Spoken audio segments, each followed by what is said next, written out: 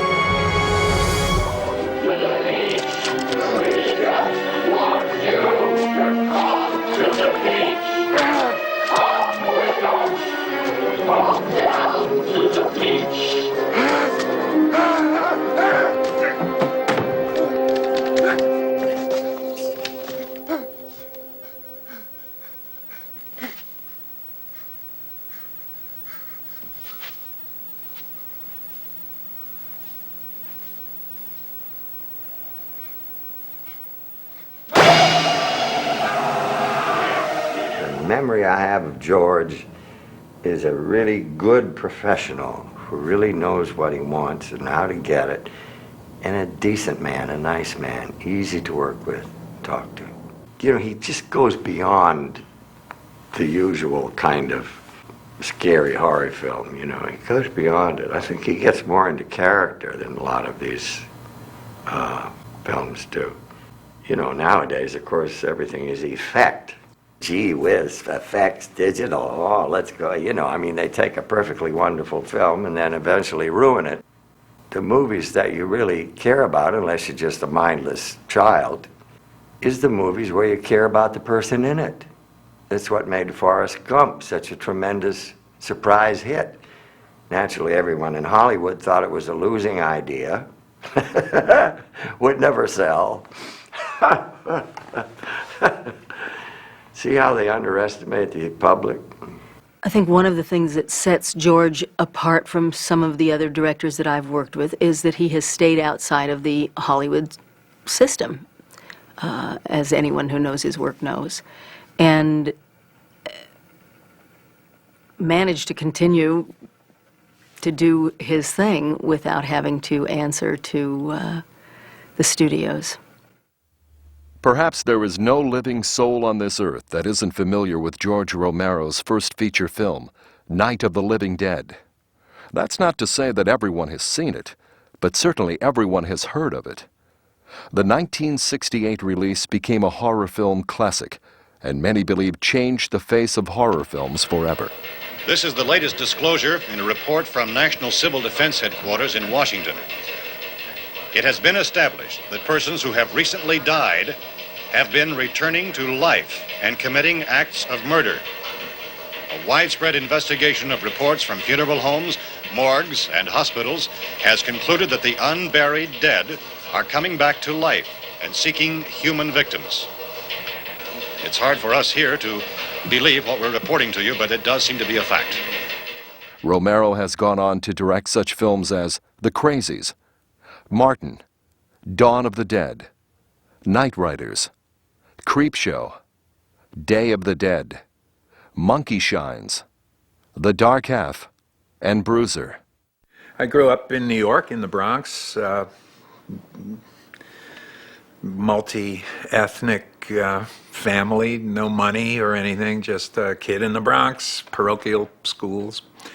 And my dad was a commercial artist.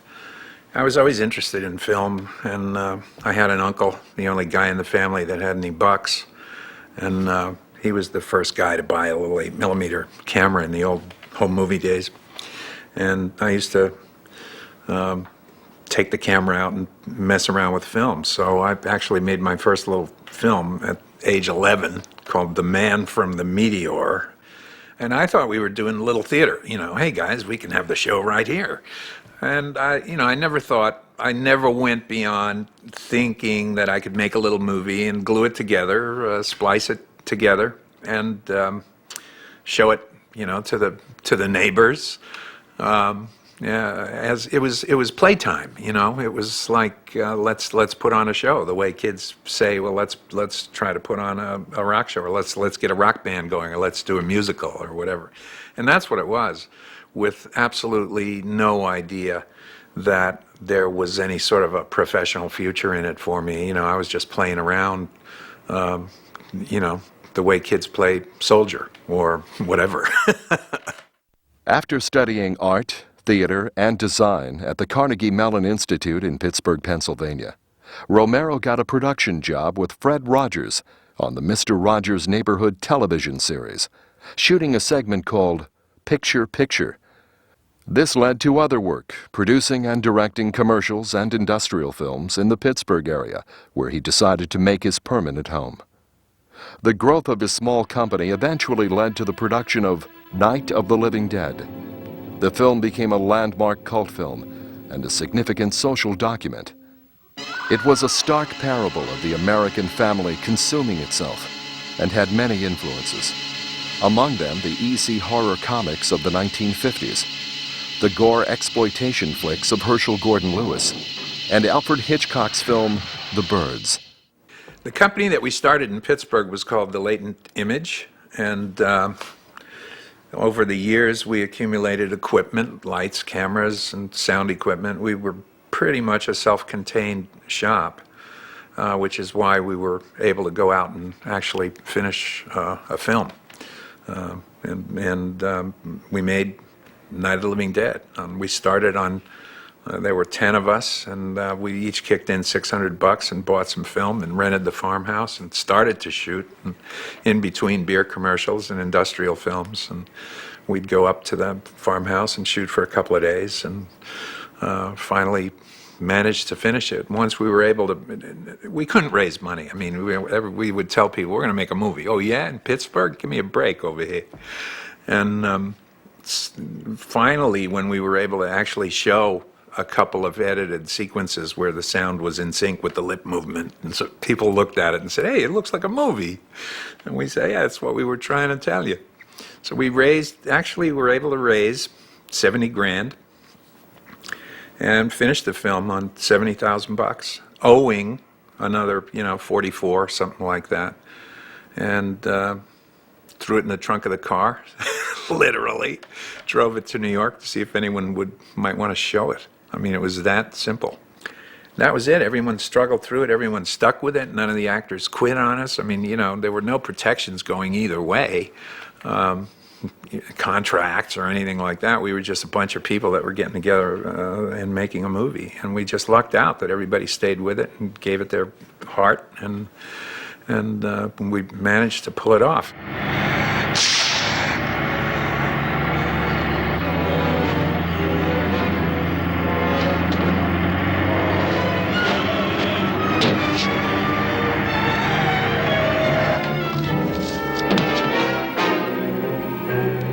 I think there's several underlying themes in Night of the Living Dead that are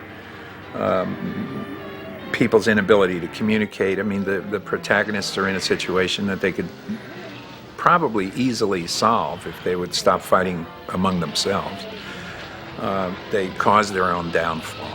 They don't really address the problem because everyone has a different perspective on it and they can't bring their views together. So I do think that, pettiness and, in some cases not pettiness, in some cases, whether it's religious or ethnic or whatever, tribalism causes people keeps people from the end goal.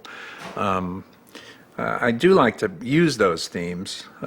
There are also, the thing that I was working with foremost in my mind was the idea of a revolutionary society taking over and literally swallowing, in this case, literally swallowing the outgoing civilization that doesn't even realize it's being overcome. And that's really the theme of the 3 zombie films that I did. It's social, on a socio-political level. But when I say I'm not a message filmmaker, people have written about these films and say, well, if you really look deep underneath, you'll find these things. And I don't think they're deep underneath at all. They're sort of right there in your face, right up front. And there are themes that are in the script and right up front. But first and foremost, these are horror movies. They're thrillers. I mean, if horror tales or apocalyptic tales are supposed to be just that, they're supposed to be about upheaval and turning things on their head. And yet, traditionally, everything works out in the end. In most of the stuff that you see, it all comes back to normal. Well, when what you're trying, the whole reason for doing the piece is to kick normal in the butt. And I never quite understood why you want to bring things back to normal after you've upset the apple cart that much.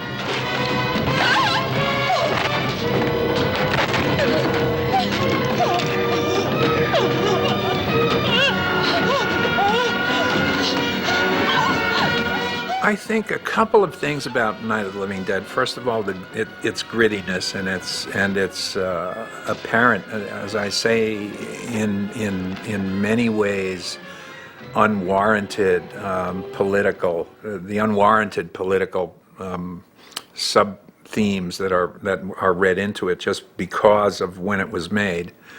I think the film took on an importance that wasn't really all there, or certainly not created by us. Number one, I think that the fact that it didn't flinch and push the envelope a little bit on rather than cut away when somebody gets bitten by a zombie or torn apart by a zombie, that sort of opened the doors as well. Again, that was partly an aesthetic decision, but I wouldn't have been able to do it if there was an MPAA at the time. And, so there again, it's a little bit of luck. They say you got to have that a little bit of luck. Mainly, I think it was one of the first, other than the big, obviously you could say all the big Japanese monster movies are anti-nuke movies. You could say a lot of the stuff in the 50s and 60s, or the stuff that immediately preceded Night of the Living Dead, was all the, the fear of science. There was always that theme underlying. But nothing really went deeply into the societal whole, or nothing was really very, very much of a socio-political satire, if you will. And so I think that's partly why the film got recognized. Not that I was the first to do it, or that the film was the first to do it. I mean, I facetiously say that I ripped it off from Richard Matheson. I mean, his book, I Am Legend, does the same thing. Romero's next film was the 1972 release of There's Always Vanilla, a sometimes shocking look at 70s sexually liberated cool. That same year saw the release of Season of the Witch, which dealt with a bored, unhappy suburban housewife mixed up in witchcraft and murder. Then, in 1973, Romero released The Crazies, a story of biological weapons gone awry in the little town of Evans City, Pennsylvania. In my mind, I didn't think that The Crazies was particularly, it's sort of peck and paw-like gory. It's not a fantasy film. I mean, I've gone overboard in the zombie films. It's become, I think, part of the shock, or part of my inclination to be shocking. If it were up to me, I wouldn't draw the line anywhere. I mean, obviously, you'd have to restrict it somehow. I mean, I didn't make those films for kids. They're not The Beast from 20,000 Fathoms. I know Roger Ebert originally wrote a piece that was reprinted in Reader's Digest about going to see Night of the Living Dead at a matinee, and all these terrified kids that went screaming from the theater. And, it was before the MPAA rating system, and we didn't make the film for them, and but that it was shown on an open bill, probably with some very benign horror film, or some old Hammer thing, or I don't know. You will not enter my room. You will not take family blood. There isn't any magic. There isn't any magic. It's just a sickness. Nosferatu! In 1978, Romero did for vampires what he had already done to zombies with the release of Martin. It was a surprisingly moving film with a sense of humanity and was more like a melancholy fairy tale than a horror film. Martin is not realistic in that I can't believe that this kid exists and is talking to the radio talk show and that it's really happening. So to some extent it's a parable, yeah. Which is also why we wanted it to be a little larger than life in visual style rather than naturalistic or gritty. That's what it is. It's a parable. It's not meant, and as far as I'm concerned, he is the melancholy Dane, or somebody who's doomed because whatever forces have made him into what he is have made him into something evil, and the stake is going to get you, whether you're a vampire or not. Stake in the heart will do you in. So yeah, it's an exploration, and he keeps. I mean, what Martin's point is, there is no magic. I mean, and he confesses on the radio talk show, and nobody listens to him, and his grandfather doesn't listen to him because his grandfather believes that he's got the family curse, and he's a real vampire. The beast comes from somewhere, not only within the kid, but from within all the people that have influenced him on his way growing up to the age that he is, and. So it was the beginning of my playing with those Jekyll and Hyde themes and starting to get the media involved and the church. There's a few things that I like to take jabs at if I can figure a way to write a scene that'll let me sort of get out one of my pet peeves. I try to find a place to do it.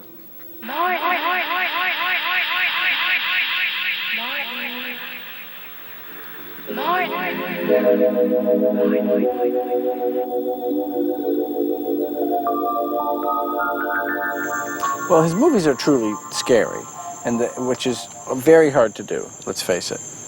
There's a creepiness to them, and they always work on another level, too.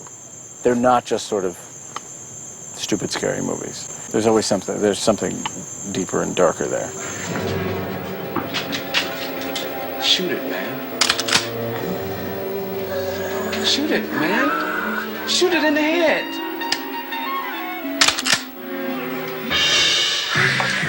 Romero's second production in the Living Dead trilogy was Dawn of the Dead, released in 1978. He shot the movie in a real shopping mall in the winter of 1976, with a week's reprieve during the Christmas shopping season. For years, I resisted doing a sequel to Night of the Living Dead. I mean, part of me was paranoid about being pigeonholed in as a horror guy. I've always loved the genre, and I grew up on it. I grew up on EC comic books, but when you want to be a filmmaker, you don't say, hey, I want to be a horror filmmaker, or I want to make jungle movies, or I want to make war movies. You want to make movies. And I was afraid of, getting pigeonholed by the industry as just strictly a horror guy, which has happened. But back in those days, I thought I might be able to resist by trying to do other kinds of things. And then it was 10 years later, and I actually had this kind of conceit. The original Night of the Living Dead was tied to such an angry time, 1968. The night that we drove the print of the finished Night of the Living Dead, literally, as I said, we threw it in the trunk of the car and drove it to New York. That night, while we were driving, we heard the announcement that Martin Luther King had been assassinated. So that's the time frame. And I think that a lot of the sequences in Night of the Living Dead with the posse and the rednecks and really were played into the zeitgeist of that particular time, and having a African American in the lead, and so many things that made the film seem even more political than what our thoughts were, about whether it's, people talk about this, wasn't the silent majority, but the idea of political revolution, media, and people's inability to cooperate.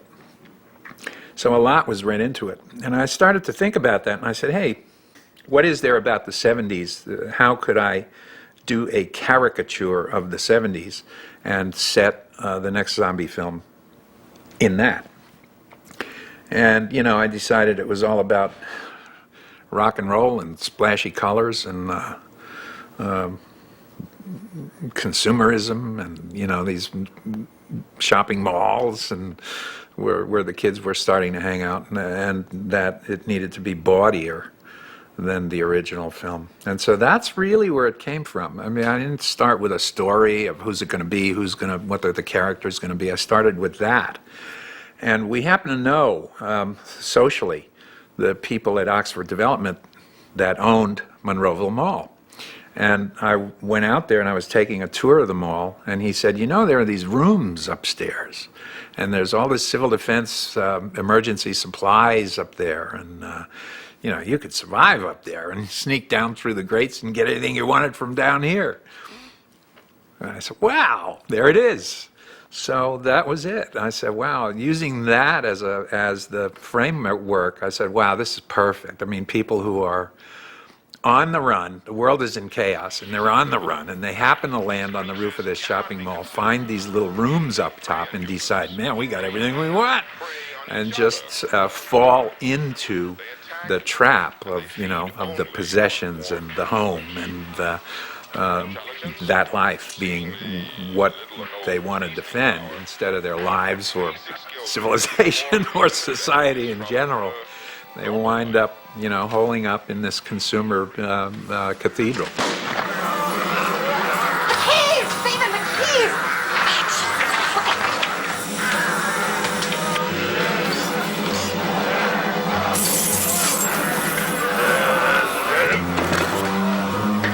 Come on, man! Get out of there! God damn it! Keep him, Stephen, just keep him! Don't let yourself in there!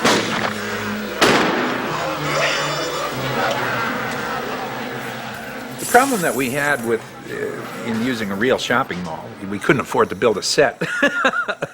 The problems that we had were mainly that we could only shoot at night, and that meant after there were taverns in there, they didn't close till 2 in the morning, and they let the cardiac patients in to do all-weather exercising at 7 in the morning. So we had from 2 to 7 every morning, and that was it, and it was a struggle.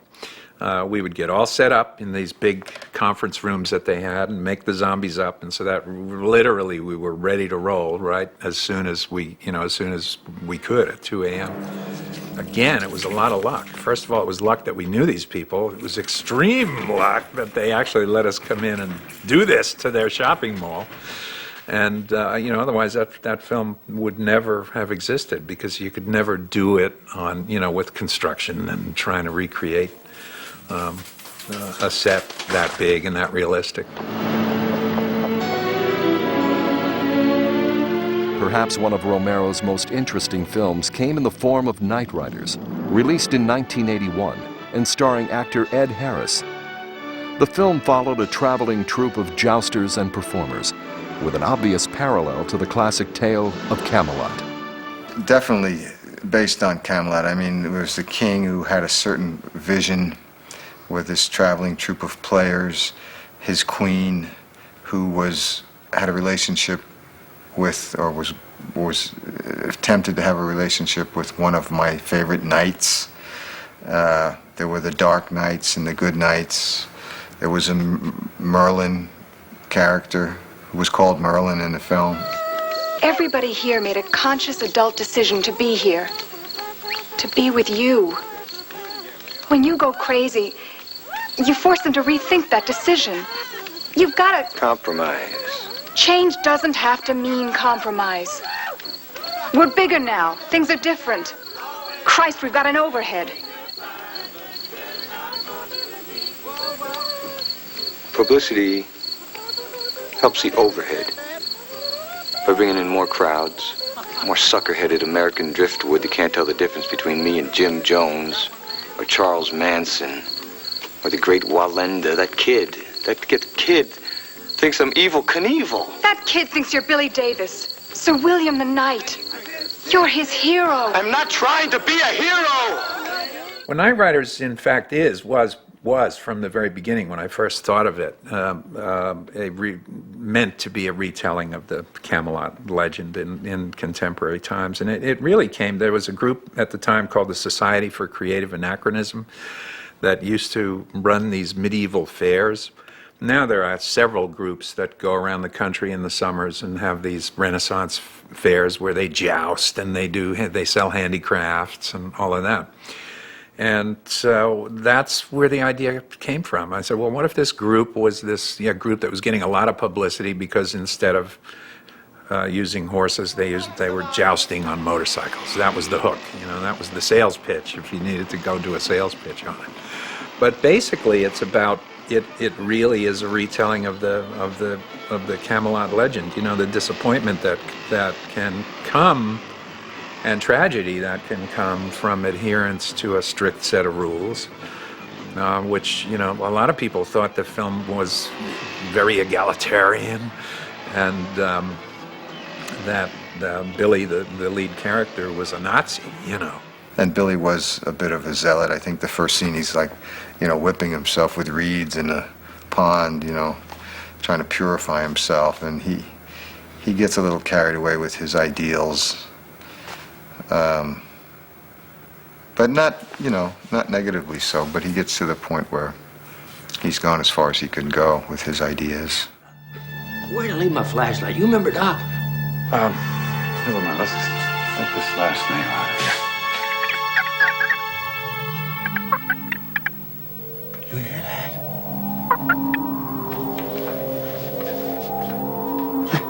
There's something in there, Doc. Something shiny. Looks like a couple of emeralds.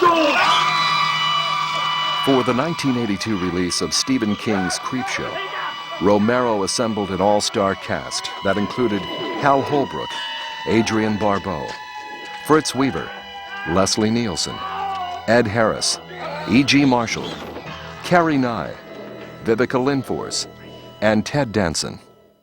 Martin, my vampire film, Martin, went to Sundance. And it was the beginning of, when the studio execs were all going to Sundance to see what was new and hot around the country. And a couple of execs from Warner Brothers saw Martin, and they had just bought the rights to Salem's Lot, Stephen King's Salem's Lot, the novel. And in typical studio fashion, they said, hey, vampires in a small town, maybe we should put these guys together.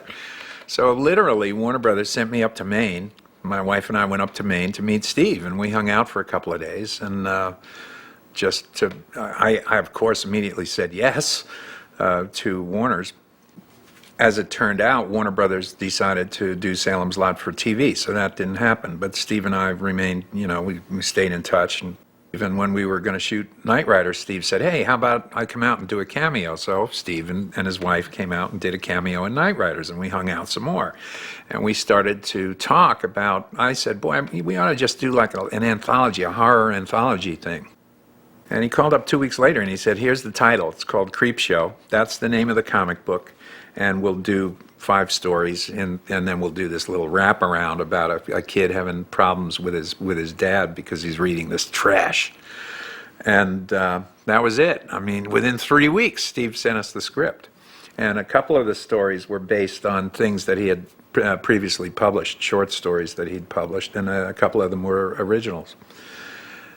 It was the first time that I got to work with, people that I had been, seen on screen forever. Leslie Nielsen and Hal Holbrook, Fritz Weaver, E.G. Marshall. I mean, these were all people that I just always admired. And, we were able to get them. We were able to afford to, make offers to them. And then Ted Danson, Ed Harris was in it, Adrienne Barbeau. It might have been a difficult film for George because if I remember correctly, this was the first time he was working with a lot of Hollywood actors. And my assumption is there were a lot of personalities to deal with. He didn't, it's 5 stories with 5 completely different casts and probably some egos. I felt like we were doing 5 episodes of Columbo, you know, where they always had the big star, the Leslie Nielsen type star in the thing, and it was great fun. And we were at a garden party with lots of people around, and George Romero had a shot of my character standing watching the garden party, and in his imagination, and they showed me actually do it, I pulled a gun, a big gun out of my pocket, and aimed it at my wife and said, "Mary," bang, and they went, and put I love that. Wilma! Husband's calling you, Billy. Oh, God, Henry, what's wrong now? Not a thing, Wilma. Everything's just fine.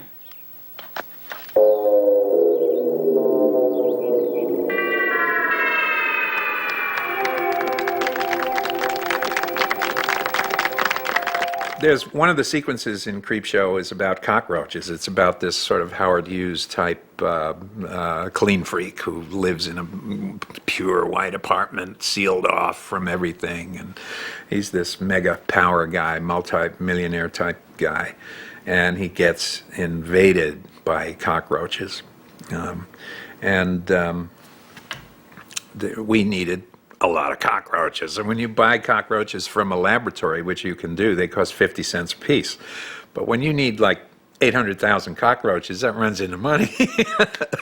So we had a couple of entomologists from New York who literally went to Trinidad and collected barrels full of cockroaches. And they sent back photographs of them in caves, literally up to the waist in cockroaches, walking around in a sea of cockroaches. And they just packed them in the barrels and brought them, and they brought them up here. And, you know, they have to go through all of the, you know, import and whatever, the quarantine stuff and everything. But the cockroaches had their own trailers. It had to be at a certain temperature. It was amazing. And more amazing than that was we were on a set, sealed off, and we had to seal it off so that they wouldn't get away. But you could dump out a Rubbermaid trash barrel full of cockroaches in the center of that room, and within 30 seconds you wouldn't see one. They got everywhere. When we took the telephone apart, there was this telephone-shaped thing. It was all cockroaches. Same with the computer. We had a jukebox on the set, and there were thousands of them in there. I mean, it was just... Yeah, it was really creepy. The name of the story is They're Creeping Up on You, and they surely creeped up on us. But amazing things, I can tell you. If anyone needs to wrangle cockroaches out there, I got a lot of hints for you.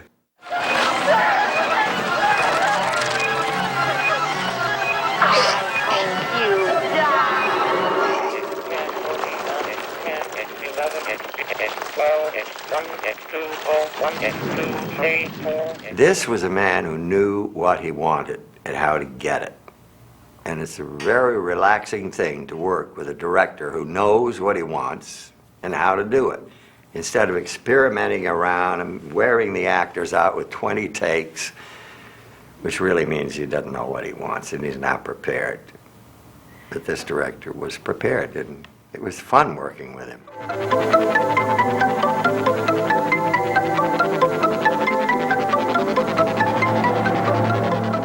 Romero's final entry in the Living Dead trilogy, Day of the Dead, was released in 1985. Although a favorite of Romero's, the film was the least successful of the three. You know, a lot of people think of Day of the Dead as the least successful of the 3 zombie films, but it happens to be my favorite for some reason. So much of when you think of the films that you make and you try to rank them in terms of what you consider them, how successful you think they are, so much of that is personality and the time that you had shooting it, and the people, and you know, how much fun did you have and how much did you enjoy it, and a lot of it is that kind of nostalgia. And beyond that, there's something about it that I think is the most apocryphal, and the idea that maybe these things are developing intelligence, and we have a scientist who's actually feeding them in order to try to develop that intelligence, and it's sort of really, really sinking to the hell bottom of the whole thing, and I like that about it. What did happen, the original script that I wrote, which I meant to sort of be the capper or the final one of the trilogy, wasn't producible. I mean, it was producible, but it would have cost like $7 million. And the people that were putting up the money said, hey, if we're going to spend $7 million, you got to promise me an R rating. And I wanted it to go out unrated again because I wanted the freedom to, use this shock tactic of the gore, grand guignol. And so I wound up rewriting it on a much smaller scale, based around a location that exists here in Pittsburgh, which is this big underground limestone mine that we used as the headquarters for the main location for the film. And so maybe to some extent I had to do that quickly. And maybe there are things that I can't even see that are, where the I's aren't dotted and the T's aren't crossed. It's still hard for me to look at it without enjoying it, though, because everything about it was such a good time. And I particularly love the score. And some of the actors are, still really good friends of mine. And so it's, I'm satisfied with it.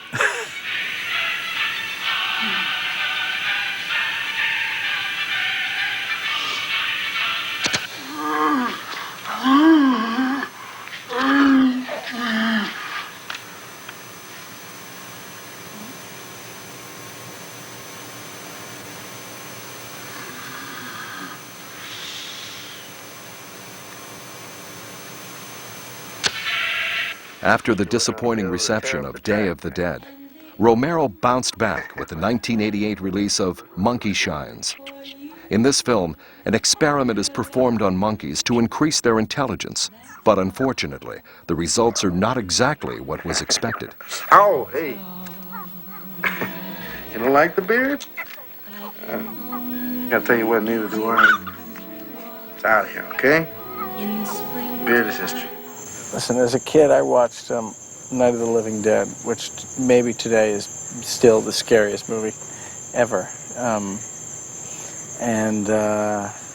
At the time, it was one of the first movies I'd ever done, this Monkey Shines. And I liked the script, I liked the part. I was excited to work with somebody like George Romero. So it was, to me, it really was a thrill.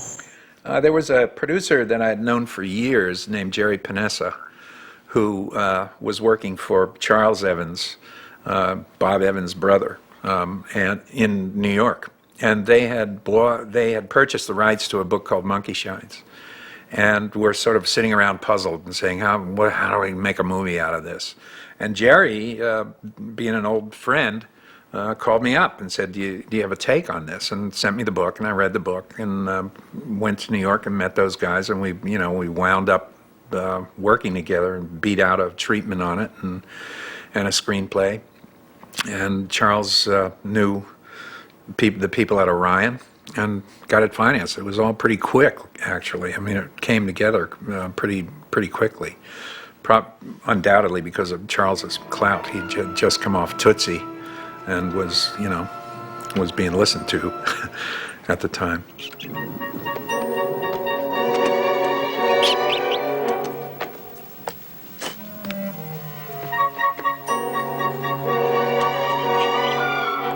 Thank you, Emma. No more foods. No more food, Emma. No more food. No. The real star of Monkey Shines is a monkey. And it deals with a quadriplegic and who has a monkey put in his home. There's a real program called Helping Hands that trains monkeys to live with paraplegics, quadriplegics. And, they can serve you your food, they can turn on the music, turn on the TV, answer the door. And this is actually happening.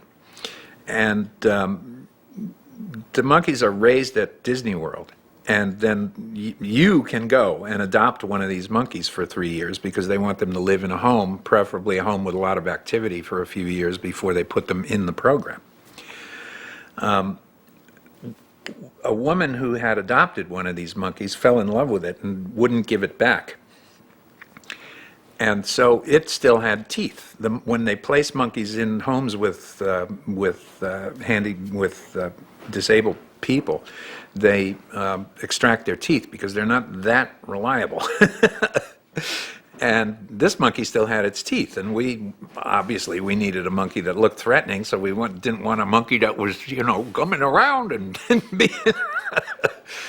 So this monkey, who we expected would not be able to do any of the things required, just stepped up to the plate, and because of his relationship with the woman, I mean, she would be able to show him something to do. The monkey was a female. And the monkey just did it. And that monkey wound up doing 90% of the stuff in the film. The toughest thing about, I think, doing any sort of an animal picture is you really have to have a storyboard either on paper or really locked in your head, because you can't have the whole company sitting around while you're trying to get the monkey to, put a cassette tape in the player. So you really need to know what size shot you want, which way the monkey has to look. You have to remember all your lighting setups, and then you go and shoot the monkey stuff to fit into the rest of the sequence. So that really is the toughest thing about an animal film, is being able to be in enough control to be able to separate every possible shot that you can do with the monkey alone and do them later after you send a lot of people home. So that was the trick that we used, and it was just very carefully storyboarded, and we always knew the angles, always knew where his eyes needed to look, and that was the secret. But we were running around for weeks wearing Mexican hats, using noisemakers, trying to get the monkey to give us certain kinds of looks. A riot. It was amazing. It was an amazing experience. Get away from me! Get away from me! Get away from me!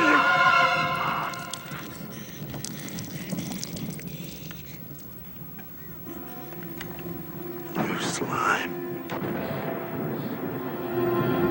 You filth. In 1993, Romero returned with the production of The Dark Half, based on a novel by Stephen King. The film starred Timothy Hutton and Amy Madigan.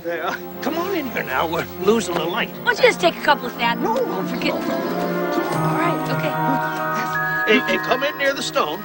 I'll just be a minute now. Deputy, don't look real. What are these? That's it.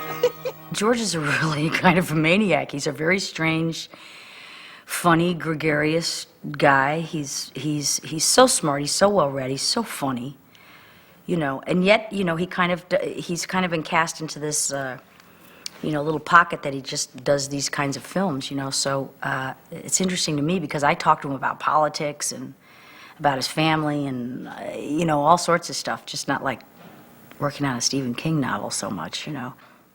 I personally am a Stephen King fan and read all his books. When they come out, I get them. So I was so fascinated with The Dark Half because I believe it. I mean, there's this kind of, your doppelganger somewhere in the world, kind of skulking about. And oftentimes, to get to your creative side, you certainly are attracted not to the nice side of things. You're attracted to the darkness about that. Steve and I have been friends for a number of years, and every time something new comes out that he's written, I'm probably one of the first 10 people to read it. But I really, there's some of, how do you say this? Hey, Steve, forgive me.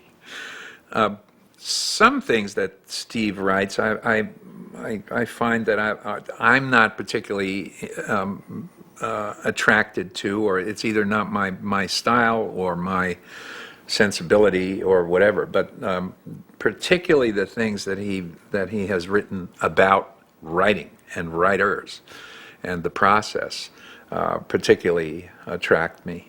And Dark Half, I loved right away because, again, of the Jekyll Hyde theme and the idea of, who are you when you're doing a creative work? Are you someone else? I always think of the Sondheim, the Sondheim song "Finishing the Hat," which is, you're looking at the rest of the world through a window while you finish the hat. And I think that study of that character, Thad Beaumont, in The Dark Half, he's just a wonderful character. And his alter ego, his dark twin, George Stark, is, again, just a terrifically drawn character, the way Steve wrote him. And I was very, very attracted to it, and right away.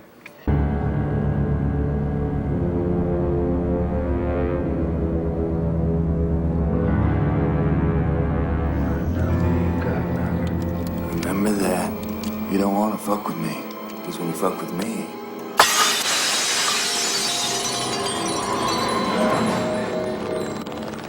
you're fucking with the best. It would be 7 years after the release of The Dark Half before Romero would return to feature filmmaking. It was during this period that he worked on developing a number of projects that never went into production. Then, in the year 2000, he completed his latest film titled Bruiser, about a man who one day wakes to find that his face is now a smooth, white, featureless mask. Freed by this newfound anonymity, he then seeks revenge on all who have wronged him. Peter Grunwald was one of the producers on Monkey Shines, and he and I formed a partnership, Romero Grunwald Productions. And right around the time of Dark Half, I guess I was a player. I was getting a lot of offers. The phone was ringing a lot, and Peter and I took a deal at New Line. It was a housekeeping deal, 2 years. We wound up having, fancy offices, made a lot of money. They bought us a couple of properties, but never made a movie with us. And so all of a sudden, oops, so your stock drops a little bit. And then we took a property out of that situation called Before I Wake, which then went to MGM and then later to Fox. And that was my project from hell. It was 6 years of development on this thing, and it never got made. After 40 drafts, 3 different writers, including myself, and so very, very frustrating. And in and around that same period, we were doing other sort of big Hollywood development things, and none of them ever happened. And when you don't show up for a while, and you don't have a hit for a while, all of a sudden you're not getting those phone calls as often anymore. So I went from finding it very easy to get in the office for the meeting and get a writing job, but a lot harder to actually get a movie greenlit. And horror at the point was sort of out. This was before the resurgence for Scream. Did Scream reawaken the horror genre? I guess you can say that. But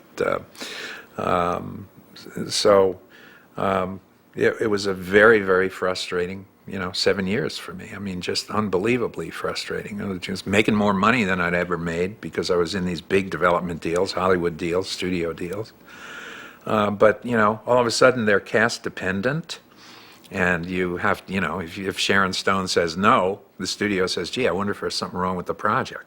Instead of saying, "Oh, well, we'll go to the next actress." There's this mentality, I think, around the studios, and it's an experience. I think probably counts less than youth these days.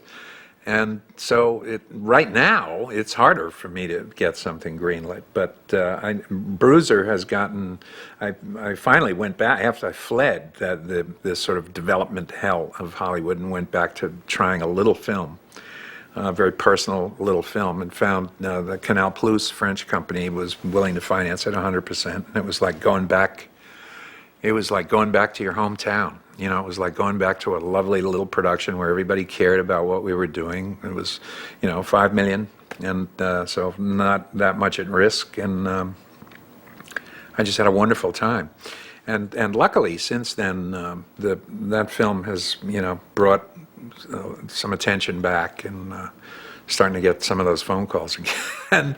But I'm working now with Stephen King again on a novel of his called The Girl Who Loved Tom Gordon.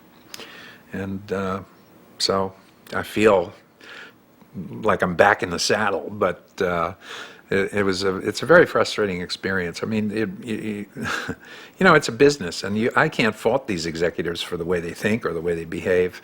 I think if there's anything to fault about the way the system works, is that there are very few people who are in authority positions who have not only a knowledge of the medium, but an affection for the medium.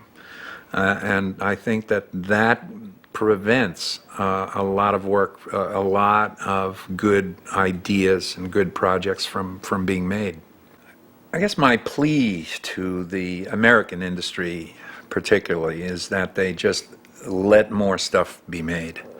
And, don't think of the video invasion as an invasion, and think of it as an outlet for being able to do low-risk projects.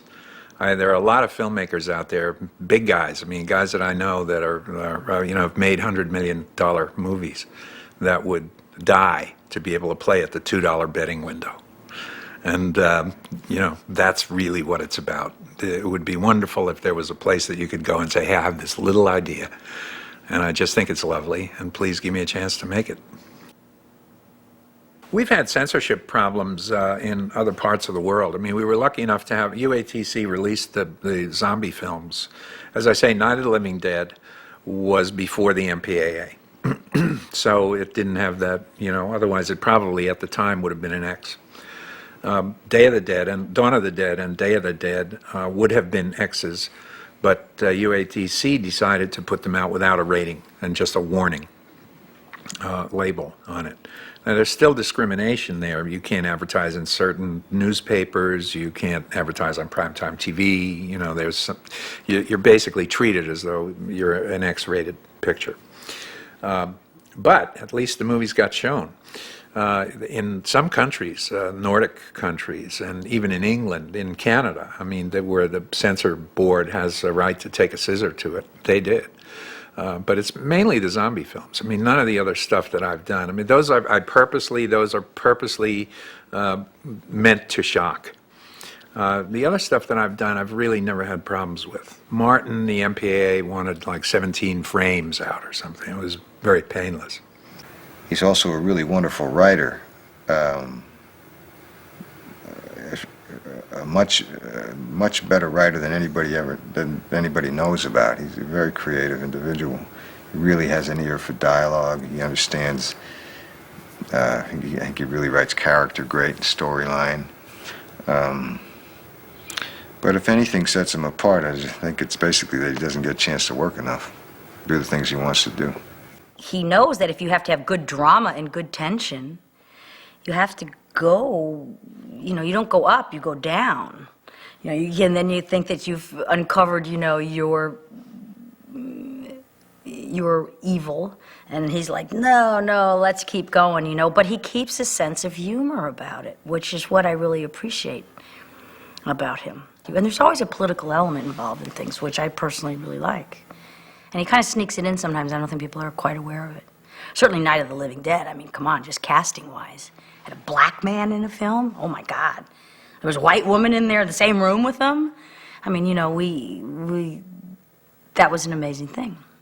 That he just did. He didn't make a point of it, I haven't seen a lot of innovation in fantasy horror stuff. The resurgence in the genre, or what Hollywood calls a resurgence in the genre, is really just a restatement or a rehash of what John Carpenter did in the 70s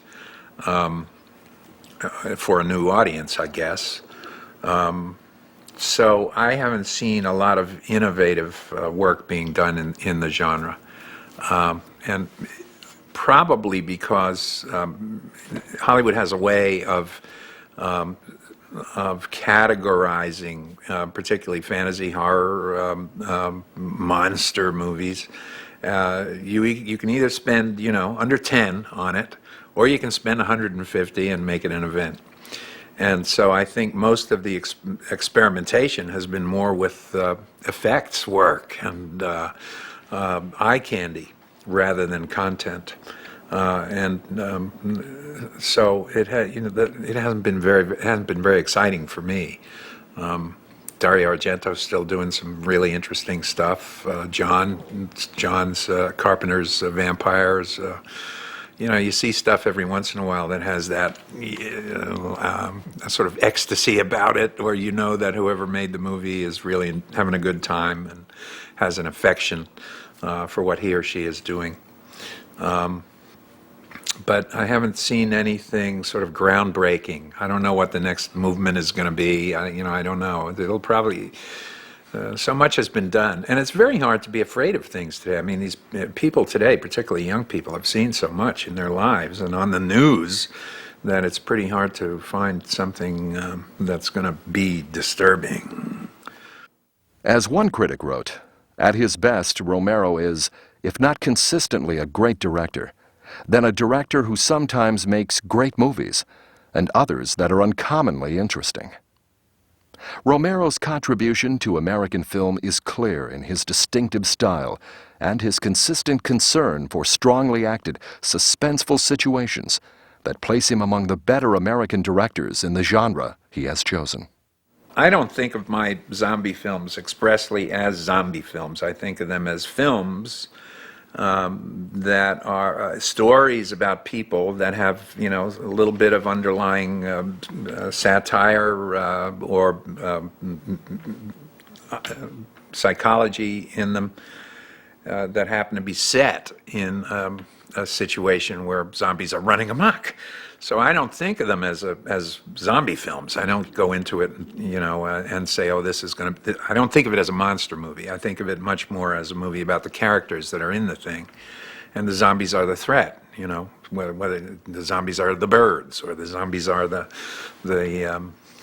whatever the threat happens, the tidal wave, the hurricane, more like that. I mean, it's very hard to say how you want to be remembered or how you want your work to be remembered. I guess, I guess in my heart, what I feel is that I've resisted certain temptations and, at least up until now, resisted just doing a project, either for the money or because it was an obvious commercial thing to do. And I've always had... again, a conceit that, it has to have some kind of a substance to it. It can't just be, a guy running around with a knife or a gun and or a mask. And it has to have some sort of an underlying statement or theme or, because that's me. I mean, that's the reason I want to do this, is to try to express myself, not to show you that I can glue a couple of images together and put a sharp sound on it and make you jump.